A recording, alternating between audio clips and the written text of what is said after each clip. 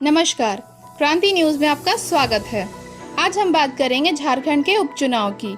महागठबंधन बचाएगी विरासत या एनडीए करेगा कमबैक। झारखंड में भले ही गुलाबी ठंड की दस्तक महसूस होने लगी है, परंतु सियासी तापमान कम होने का नाम नहीं ले रही।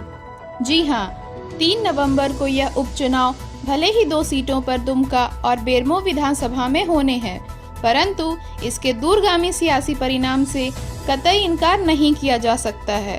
पक्ष विपक्ष के तमाम दिग्गजों का जमावड़ा बेरमो और दुमका में लगा हुआ है।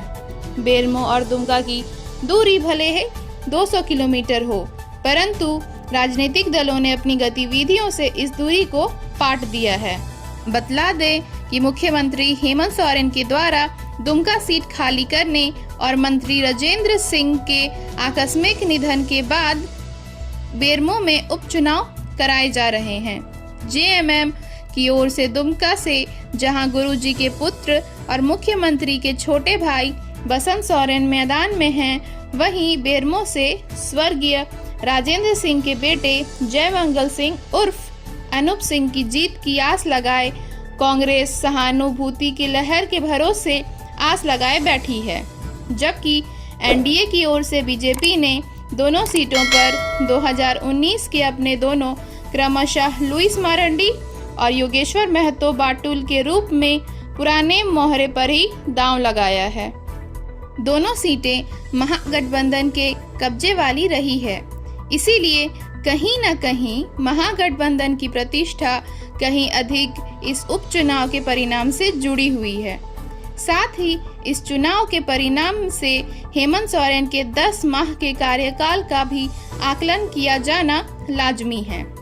दुमका की सियासी पिच से न तो सत्ता पक्ष अनजान है, न ही विपक्ष।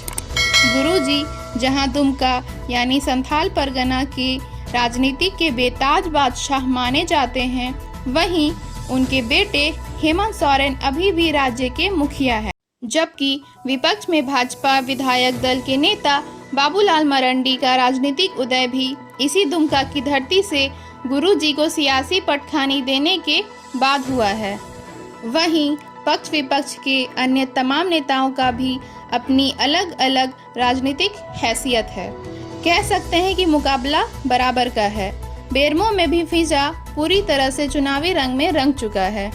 मुख्यमंत्री हेमंत सोरेन को सुनिए, जहां सरकार के पास 50 विधायक होने की बात कहकर इस उपचुनाव के नतीजों से सरकार पर कोई फर्क न पड़ने की बात कहकर बीजेपी को जनता की ताकत से लाठी डंडे से खदेड़ने की बात कहते दिख रहे हैं। वहीं पूर्व मुख्यमंत्री बाबूलाल मरंडी हेमंत और जेएमएम कांग्रेस के बिगड़ैल बोल पर कहते हैं कि दीपक के बुझने के पहले लौ की फड़फड़ाहट है। सत्ता पक्ष जनता के मूड से आपा खो चुकी है। बीजेपी की ओर से बाबूलाल के अलावा केंद्रीय मंत्री अर्जुन मुंडा, पूर्व मुख्यमंत्री रघुवर दास, सांसद निशिकांत दुबे, दीपक प्रकाश, आजसू सुप्रीमो सुदेश महतो, सांसद चंद्र प्रकाश चौधरी सहित एनडीए का पूरा कुनबा लगा हुआ है।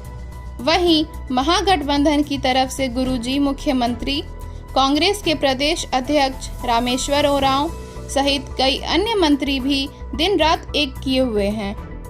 सवाल मौजूद है कि महागठबंधन अपनी दोनों सीटें जीतकर अपनी विरासत बचा पाता है या फिर एनडीए इन दोनों सीटों को हथियाकर राज्य में एक नए सियासी दांवपेच की संभावना की तलाश में जुटेगी।